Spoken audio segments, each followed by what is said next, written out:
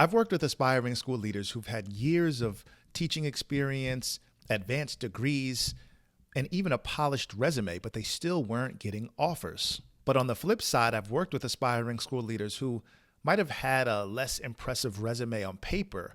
However, they were actually landing offers. The difference wasn't their qualifications.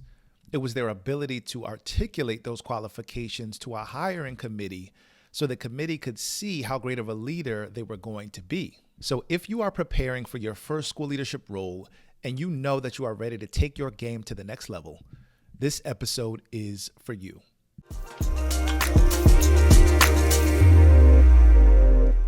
What's going on, aspiring school leader? I am Dr. Donovan Smalls II, assistant principal, best-selling author, interview coach, and I help aspiring school leaders get interview ready and confidently land their first leadership role. Now, today's topic is your resume isn't the problem. How you articulate it in interviews might be. You know, sometimes there's this misconception that if I can just get another experience, if I can just add this to my resume, if I can just be on this committee, this is going to be the thing that takes me to the next level. And although you do need tangible and practical experiences so that you can put them on your resume, we have to stop treating the resume like a savior. At the end of the day, your resume is going to get you in the door, but it's not going to allow you to stay there. And so I want you to understand that when you go into that interview chair, everybody has already seen your resume. And yes, I'm not disqualifying the fact that your resume is the thing that's going to actually get you in the room in the first place. I understand that. But once you are in the room, are you able to articulate what's on paper and allow that to translate to you being a leader? That is the primary question that you must be able to answer. It's not about how many experiences you have on paper. It's about, can you be the leader that, yes, this is what I've done on paper, but I can also translate that to be a leader in your school and in your building. See, that's the key, right? So how you think, how you communicate, and how you make meaning of those experiences, those are things that the hiring committee truly wants to see and hear, and that's what they're listening for. So today I want to share 3 principles that will help you articulate your experience in a way that inspires confidence and gets you remembered. So principle number 1 is, don't tell the hiring committee what you did. Tell them why it mattered. Instead of listing responsibilities like, I've led a PLC, I've led professional development sessions, I've mentored new teachers, I served on the school improvement committee, I want you to explain why. Why does that even matter in the first place, right? Don't leave it up to the hiring committee to come up with, in their mind, why it mattered. You tell them, you articulate to them how your experiences actually line up to their mission, their vision, and their core values. So I want you to explain, what challenge did you experience, or what challenge existed that no longer exists because you developed the leadership skills and competency to be a proactive person, a proactive leader instead of being reactive. See, many times as aspiring leaders, people think that they are the ones that need to be the loudest in the room to voice what is wrong, as opposed to being the voice that is going to bring a solution. Because when you become a school leader, that's what you are going to be trusted with, making decisions and providing solutions. See, there are some people who, let's be honest, there are some people who are looking for problems and will constantly bring problems. This is what's wrong in the building. We need to do this, there's that, all of these things that we need to change, but never actually offer a solution.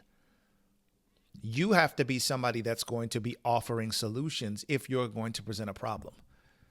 That's the key to leadership, right? You are now a leader, or walking into this leadership role, understanding that you need to be solution oriented.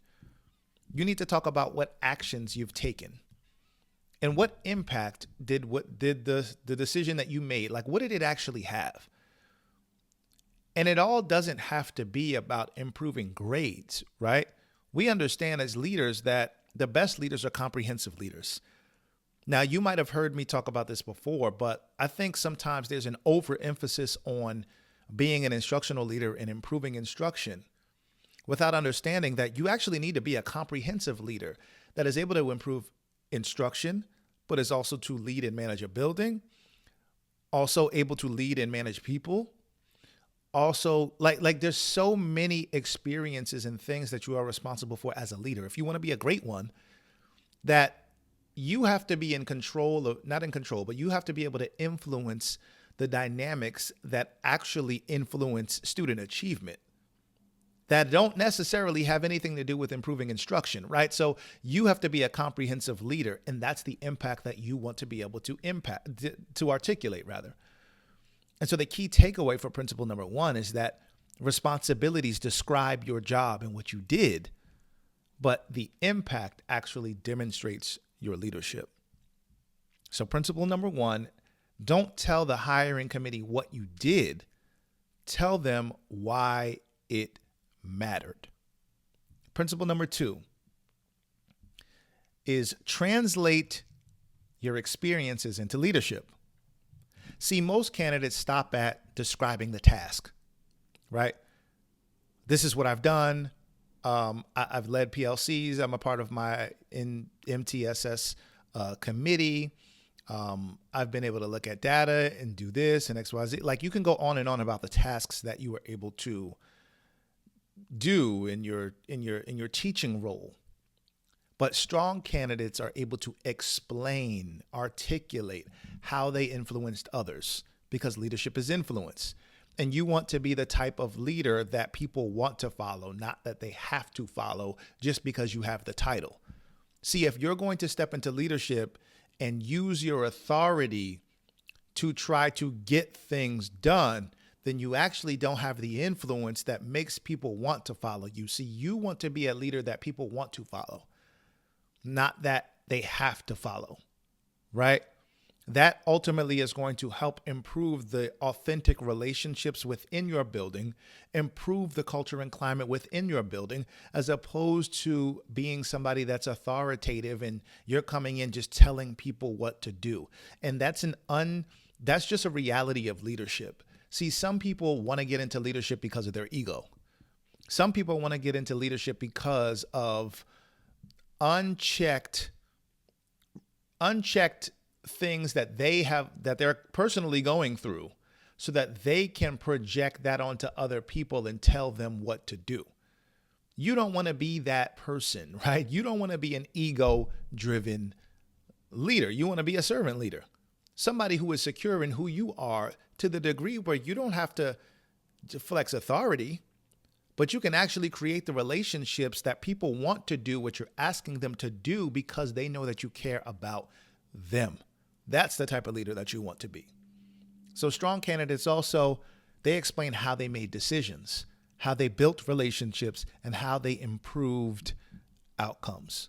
Don't assume the committee will connect the dots. You must connect the dots for them. So the key takeaway here is your experience isn't impressive until you explain what it says about you as a leader. Here's the thing. Most of us, including myself, are going to use tools like ChatGPT or Gemini to help us to refine our resume. So think about this from the perspective of a hiring committee. If I'm looking at your resume and I'm assuming that you probably use some sort of AI tool to polish it, I truly am not really that concerned about the resume. I'm more concerned about you as a leader. And are you able to articulate that? That's the key. You need to have a level of demonstration in that interview. So you have to work on your articulation. So principle number 2 was translate experience into leadership. And principle number 3 is every answer should reinforce your leadership identity. By the end of the interview, the committee should be able to describe you in a sentence. Maybe the sentence is, this is someone who builds trust and develops teachers. Or this is someone who uses data to solve problems and bring people together. I want you to humanize your leadership, right? Because ultimately, this is about teacher development. This is about student development. This is about bringing people together. You are a leader of people first, a leader of instruction second.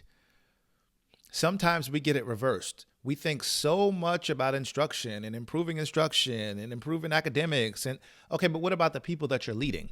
You're not going to be able to improve anything if you don't take care of the people that you are leading. You are people centered, right? That's what I talk about all the time. You have to be a people centered leader.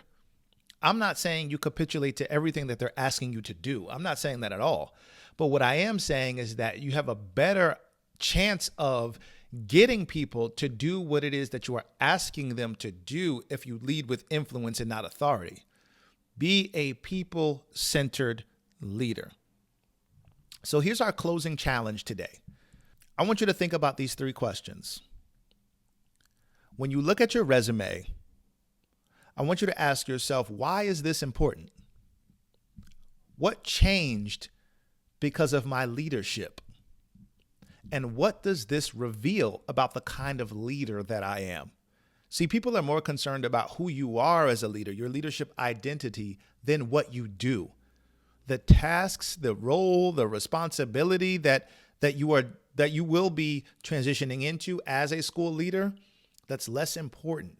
Because when it comes to making concrete and moral decisions on behalf of a school, you have to be somebody that is grounded in a leadership identity that takes care of the people, that is more concerned with the people and less concerned with an initiative that you know that you want to get off the ground, right? We cannot be self-serving leaders. You have to be a servant leader. Again, your resume may get you the interview, but your ability to articulate your experience is what helps you get the job. So today we talked about 3 principles that will help you articulate your experience in a way that inspires confidence and gets you remembered. Principle number 1 was don't tell the hiring committee about what you did. Tell them why it mattered. Number 2, translate your experience into leadership. And then number 3, every answer should reinforce your leadership identity. Now, if you are someone who needs interview preparation, you understand that you have been going on interviews for years now at this point, but you haven't actually received feedback about what you need to improve, right? You haven't actually worked with a coach, not just any coach, but someone who's an assistant principal right now to get some insight into what hiring committees might actually be looking for. Reach out, let's have a conversation, because guess what? Let's be honest, you tried other things. You've tried to use ChatGPT. You've tried to rely on your resume, and you're seeing that there's something that might be missing, and that might be interview coaching. Let's see if interview coaching is the right fit for you. If so, reach out, let's have a conversation to get you exactly where you need to be. As always, I hope you have a great week of teaching, leading, and learning. Take care.